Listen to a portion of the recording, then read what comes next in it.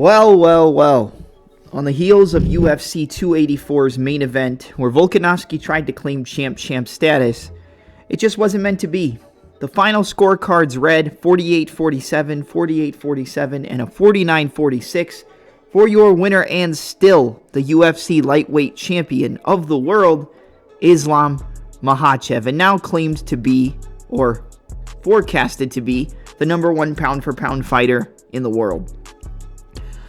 I'm not extremely mad that Islam won the fight because the rounds were so close, and one big exchange, one takedown attempt, one back take could change the entire trajectory of how the round would be scored.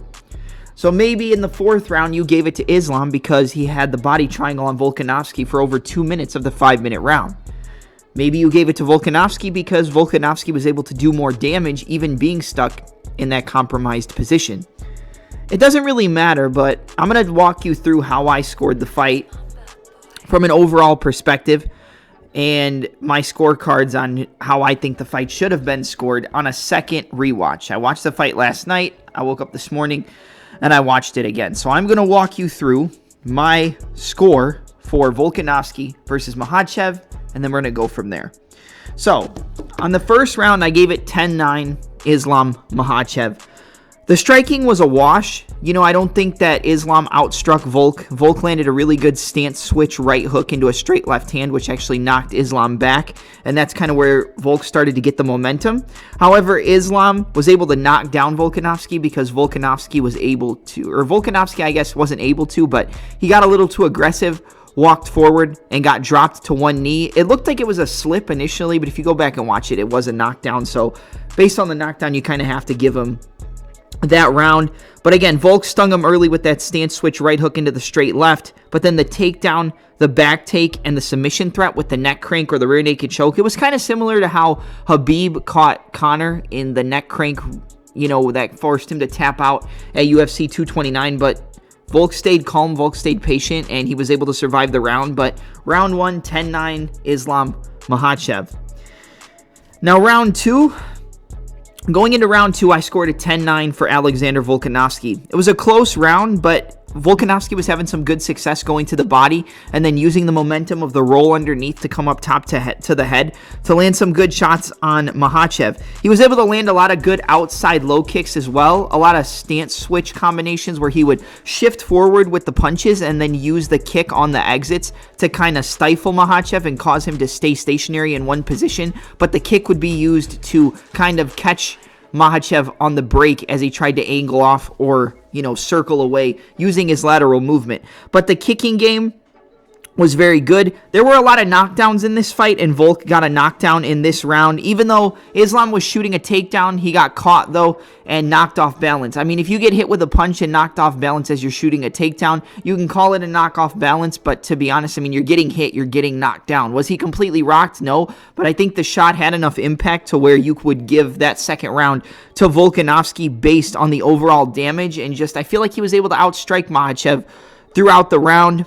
The best work from Makhachev on the feet was the straight left hand off a counter to the straight right of Volkanovski, kind of coming over the top on the shorter fighter, and then the clinch work. Since Volkanovski was a shorter fighter, which this is something that I talked about in the lead up to the fight, Volkanovski being a shorter fighter gives him that lower center of gravity, which makes it harder for the inside trip, outside trip, and body lock takedowns for Makhachev. And Makhachev actually said this after the fight, and in the corner, he said that he didn't expect Volkanovski's grappling defense to be that good, but being at that lower center of gravity, it makes it harder for the opponent to trip you or shoot takedowns because you're lower to the floor and you can square up your base and lower your level to negate the open space for the opponent to either do an outside trip, an inside reap, or to lift you for a takedown. Since you're lower, you can squat lower, and that lower center of gravity helps with the takedown defense. But the clinch work can negate the takedown defense, or not negate it, but kind of offer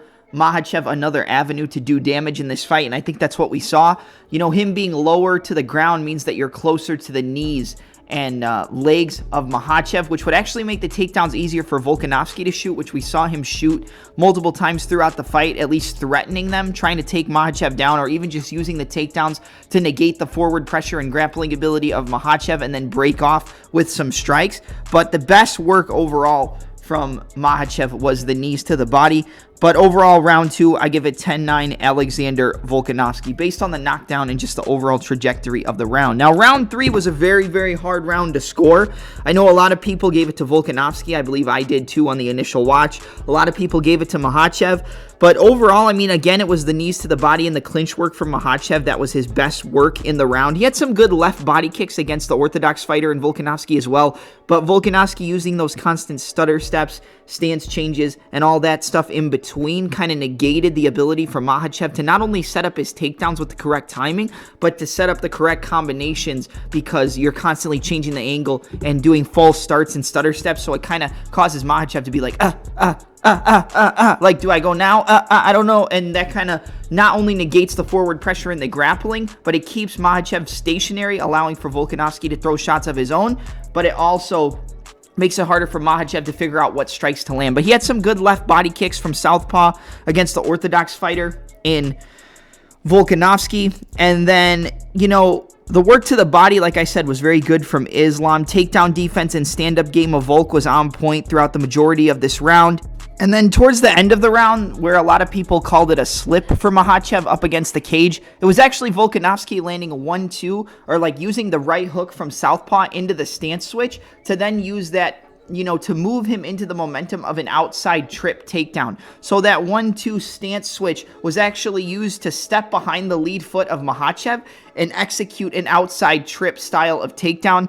Makhachev was wise to it and immediately moved forward and reshot and tried to take Volkanovski down, and I believe was successful, but Volk was able to, scramble and, not settle for position to give Islam that takedown. But that trip should be counted as a takedown for Volkanovski, even though people thought it was a slip. It was actually an outside trip from Volkanovski. You can go back and watch it. And based on that, the overall round, I actually scored this round a 9-9. So round 3 was a draw for me in terms of who won that round. So right now, round 1 went to Islam Makhachev. Round 2, 10-9, Alexander Volkanovski. Round 3 was a draw, a 9-9 overall.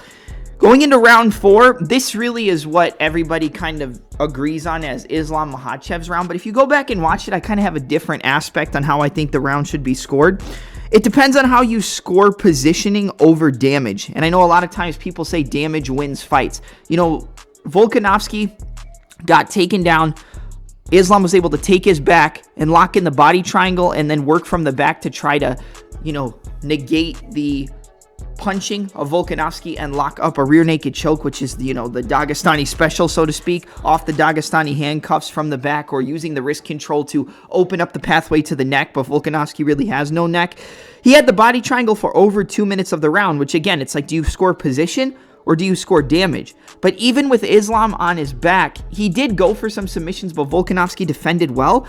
And Volkanovski was landing a lot of hammer fists and punches with Islam on his back. So the overall damage in that round would go to the side of Alexander Volkanovski. The positional advantage in the 4th round would go to Islam Makhachev. So it depends, because I can see a lot of differing scores. I feel like most people are going to score round 4 for Islam Makhachev because of the positional dominance, because of the ability to take down Volk, get the body triangle, and stay in that position. But you also have to think like Volkanovski was technically in danger, but Makhachev didn't threaten with too many submissions to the point where we thought that Volkanovski could have gotten out of there or gotten taken out in that position. And Volkanovski was landing damage with some hammer fists, some back punches to the head. So the overall damage in the 4th round goes to Alexander Volkanovski. The overall positioning would go to Makhachev. But overall on the scoring of this round, and I don't think a ton of people are going to agree with me, and that's fine, I'm going to give that round 10-9 Alexander Volkanovski. And then round 5, easily 10-9 Volkanovski. He dropped him, got a knockdown, was able to control the grappling. He used a lot of sit-outs and turning in to Makhachev. As Makhachev tried to get the top position, he would sit out, turn the corner, and turn into him. There was the point where Volkanovski or Islam had like the back of Volkanovski, and then Volkanovski was able to reverse. He was able to get into the top position actually off of a right hand, which dropped Makhachev in the takedown attempt. I feel like a lot of the drops that Volkanovski scored throughout this fight were on the takedown attempt, so it looked like a slip, but it was actually the power of Volkanovski connecting, head to head as Islam was moving forward trying to execute the takedown attempt. But he did drop him, and then Volkanovski got into the top position, landed good ground and pound, and easily secured the round 10-9 in the 5th round. So 10-9 for Alexander Volkanovski in round 5. So the overall score for me, round 1, 10-9 Makhachev. Round 2, 10-9 Volkanovski. Round 3, a draw, 9-9. Round 4, 10-9 Alexander Volkanovski. Damage over positioning, in my opinion. You don't have to agree, but that's what I think. And then round 5, 10-9 Alexander Volkanovski. So the overall score for me, did the judges get it right? No, they did not. No, they did not. I think it would have been fine to score this fight a draw, but I don't think that you can score this fight for Islam. I'm not going to call it a robbery that Islam won. Like, I could see you scoring round 3 a 10-9 for Islam. I could see you scoring it a 10-9 for Volk, but I honestly think it was a draw. So overall, 48-46 for your winner by unanimous decision. Probably would have been split, and new UFC lightweight champion and double champion Alexander Volkanovski. I don't think the judges got it right. I think it was a very close fight, but overall, I think Volkanovski should have got his hand raised. Let me know what you guys think in the comments. Like, comment, subscribe, and if you want to make a video that's responding to this, I feel like we're going to get a lot of these on YouTube in the next couple days. Go out of your way to go ahead and do that. But my score overall was 48-46 for your winner and new UFC lightweight champion Alexander Volkanovski. I do not believe the judges got it right.